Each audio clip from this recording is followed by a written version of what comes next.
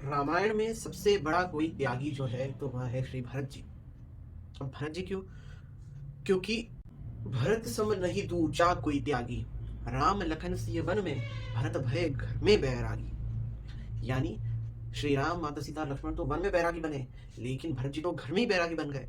जहाँ पर सारी तमाम सुख सुविधाएं थी उनके पास में, सब उनके पास में साधन थे, हर चीज थी, लेकिन फिर भी वह बैरागी बन के जिए।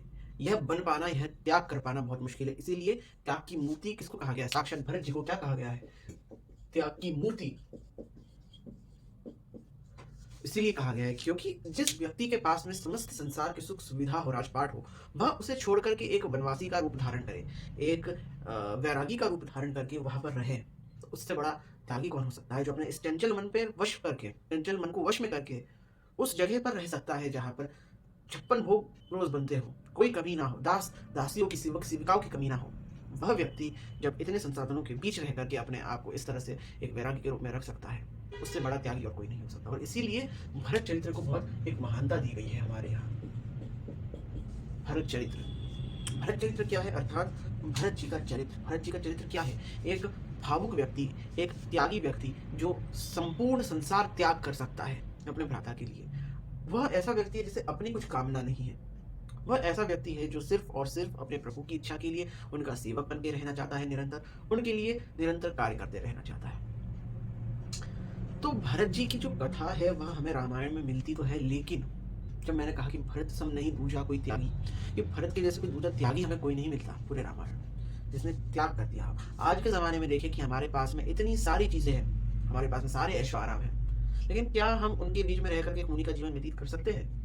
क्या हम सब चीज़ों से दूर रह करके उस केंद्र में रह करके, और हमारे आसपास माया का सारा जाल बिछा हुआ है, सारी हमारे आसपास में सुंदर स्त्रियां, सारे 56 भोग, सारे फैशन डिजाइन की, ब्यूटी के हर चीज़ है, लेकिन उस बीच में रह करके क्या हम अपना फोकस रख सकते हैं अपने कार्य के ऊपर?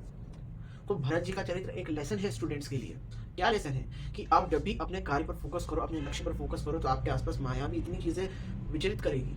हाँ, किसी भी रूप में हो सकती है, लेकिन जब तक आप अपने लक्ष्य तक ना पहुंचो, जब तक आप अपने लक्ष्य तक ना पहुंचता, तब तक आपको इनसे दूर रह करके निरंतर अपने लक्ष्य पर विचाराधीन रहना है।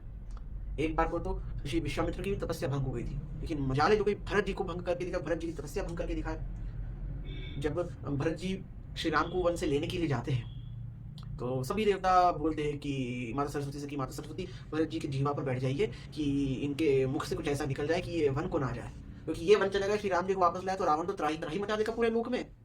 तब सरस्वती जी कहती है कि कैसा पाप करवा रहे हो आप लोग मुझसे? इन समान जो व्यक्ति है, इनके समान जो व्यक्ति है, इनके जीवा पर बैठने से तो मुझे बहुत बड़ा पाप लगेगा। ऐसा क्यों? क्योंकि यह वह व्यक्ति है जिसके लिए खुद के लिए कोई आकांक्षा नहीं है, ये अपने लिए कुछ नहीं चाहता, और जो अपने लिए कुछ नहीं चाहता वो सबके लिए चाहता है। इसीलिए गोस्वामी तुलसीदास जी क्या कहते हैं? विश्व भरण पोषण कर जोई, और ताकर नाम भरत अस होई। जो विश्व का भरण पोषण करता है वह कौन होता है? वह भरत होता है। जो संपूर्ण विश्व के लिए अपने आप को न्यौछावर करने को तैयार होता है वह कौन होता है? वह भरत होता है।